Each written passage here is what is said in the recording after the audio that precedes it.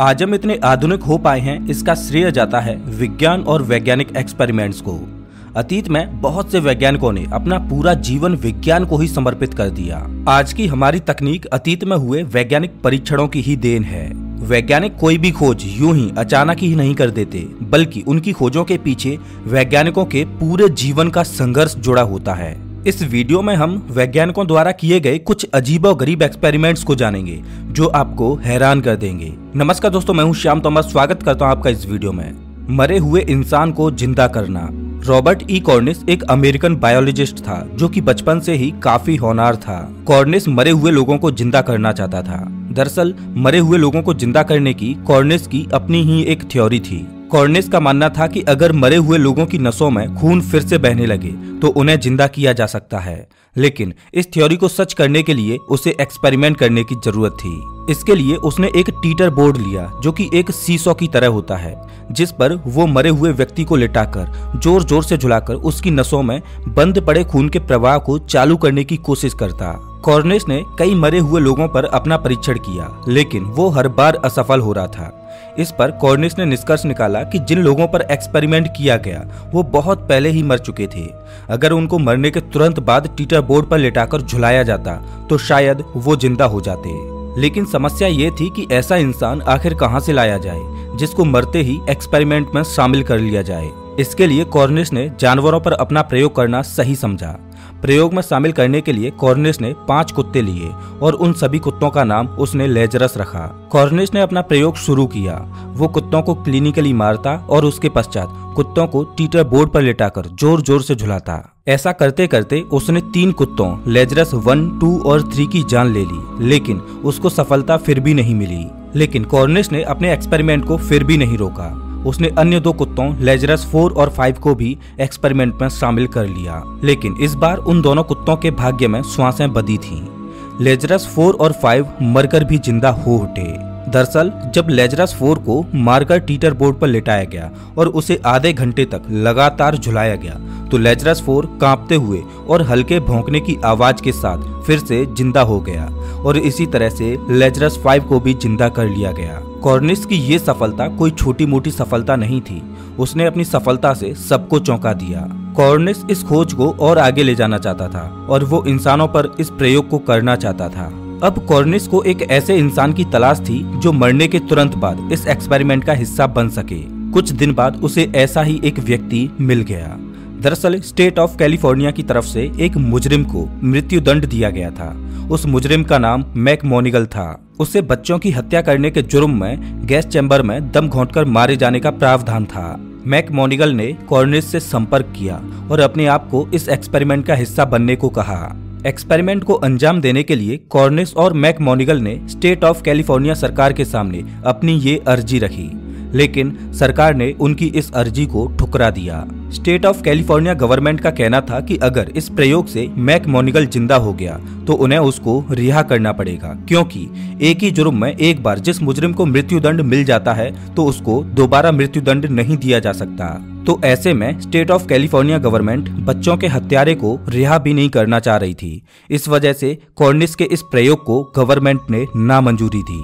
अपनी इस अर्जी के निरस्त होने की वजह से कॉर्निस निराश हो गया और फिर उसने मरे हुए लोगों को जिंदा करने की ये शोध बंद कर दी। आत्मा का वजन। इस एक्सपेरिमेंट को 21 ग्राम्स थ्योरी के नाम से भी जाना जाता है। ये इतिहास में किया गया सबसे अजीबोगरीब एक्सपेरिमेंट था। इस एक्सपेरिमेंट का मकसद था आत्मा के वजन को मापना। डॉक्टर डंकन मैकडॉगल का मानना था कि इंसानी शरीर में आत्मा होती है और उसके वजन को तौला भी जा सकता है। इसके लिए डंकन ने एक एक्सपेरिमेंट करने की सोची। डंकन का मानना था कि अगर किसी इंसान का मरने से ठीक पहले वजन तौला जाए और मरने के ठीक बाद में वजन तौला जाए तो मरने के बाद वजन में आई कमी ही आत्मा का वजन होता है। लेकिन इस एक्सपेरिमेंट को प्रैक्टिकली करने के लिए डंकन ने एक ऐसे बड़े तराजू को लिया जो वेट में आए 1 ग्राम के फ्लक्चुएशन को भी माप सके। और मरने वाले इंसानों की खोज में उसने एक हॉस्पिटल में 6 ऐसे पेशेंट ढूंढे जिनकी आने वाले कुछ समय में मृत्यु होने वाली थी। इनमें से 4 लोगों को टीबी थी, 1 को डायबिटीज और 1 व्यक्ति की बीमारी के बारे में पता नहीं चल पा रहा था। डंकन मैकडॉगल ने अन्य 4 चिकित्सकों के साथ मिलकर एक्सपेरिमेंट शुरू किया। जैसे जैसे पेशेंट मरने वाले थे वैसे वैसे उनका वजन तोला गया और फिर मरने के तुरंत बाद उनका वजन तोला गया। हालांकि रिसर्च के दौरान 4 पेशेंट का ही वजन तोला जा सका और बाकी के 2 स्केल सेट होने से पहले ही खत्म हो गए थे। बहरहाल डंकन मैकडॉगल ने अपनी इस रिसर्च को पूरा किया और जब सारे डेटा को एनालाइज करके देखा गया तो सभी लोगों का एवरेज वेट लॉस 21 ग्राम था। इससे डंकन मैकडॉगल इस नतीजे पर पहुंचा कि आत्मा का वजन 21 ग्राम होता है। इस एक्सपेरिमेंट को करते वक्त उन सभी छोटी छोटी बातों का ध्यान रखा गया था जिनसे वजन में अंतर आ सकता था, जैसे कि फेफड़ों में भरने वाली हवा और शरीर से निकलने वाले पसीने तक को ध्यान में रखा गया था। मैकडॉगल के अनुसार मरने के बाद वजन में आई कमी ही आत्मा का वजन था। बाद में मैकडॉगल ने 15 कुत्तों पर इस एक्सपेरिमेंट को किया, लेकिन इस बार रिजल्ट बिल्कुल ही अलग थे। दरअसल इस बार कुत्तों के वजन में कोई भी कमी नहीं आई। इस पर मैकडॉगल ने कहा कि कुत्तों में आत्मा ही नहीं होती।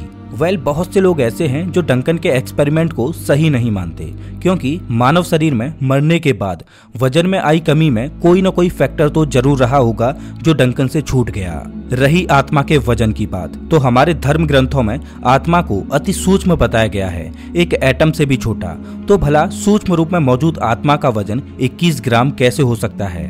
और अगर विज्ञान की माने तो विज्ञान तो आत्मा जैसी किसी चीज को मानता ही नहीं है।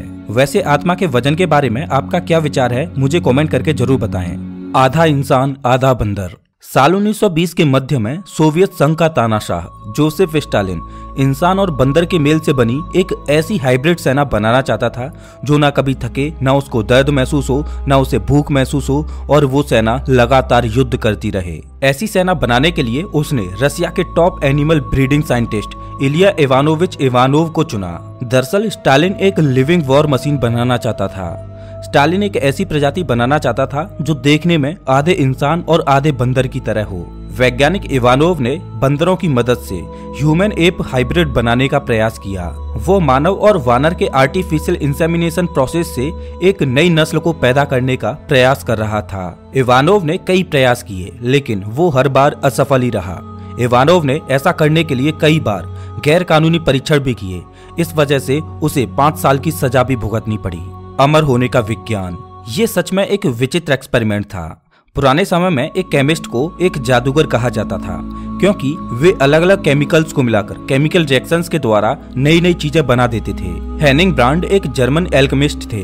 हेनिंग ब्रांड को एक पागल वैज्ञानिक की श्रेणी में रखा जाता है। दरअसल साल 1969 में हेनिंग ब्रांड को लगा कि यूरिन और सोने का रंग लगभग सिमिलर होता है, तो उसका मानना था कि यूरिन में गोल्ड के अंश मिल सकते हैं। अब क्या था, सोने की खोज में हेनिंग ब्रांड ने कई दिनों तक यूरिन को इकट्ठा किया और उसने 5700 लीटर यूरिन इकट्ठा कर लिया और उसे उबालना शुरू कर दिया। उबालने के प्रोसेस में यूरिन का लिक्विड तो इवेपोरेट हो गया, बाद में बचा रह गया कुछ पाउडर। उस पाउडर में अंधेरे में ग्लो करने और एक्सप्लोड होने की प्रॉपर्टी आ गई। हेनिंग को लगा कि उसने एक ऐसा पारस पत्थर बना लिया है जिसकी मदद से किसी भी मेटल को सोने में बदला जा सकता है, और उसे लगा कि इस मटेरियल के सेवन से शरीर में होने वाले सभी रोगों को ठीक किया जा सकता है और लोगों को अमर बनाया जा सकता है। हेनिंग को सिर्फ इस बात का डर था कि कहीं उसकी ये डिस्कवरी चोरी ना हो जाए, इसीलिए उसने अपनी इस डिस्कवरी को दुनिया से 6 सालों तक छिपा कर रखा। दरअसल बाद में पता चला कि इस प्रोसेस के द्वारा हेनिंग ने जो चीज बनाई थी वो कुछ और नहीं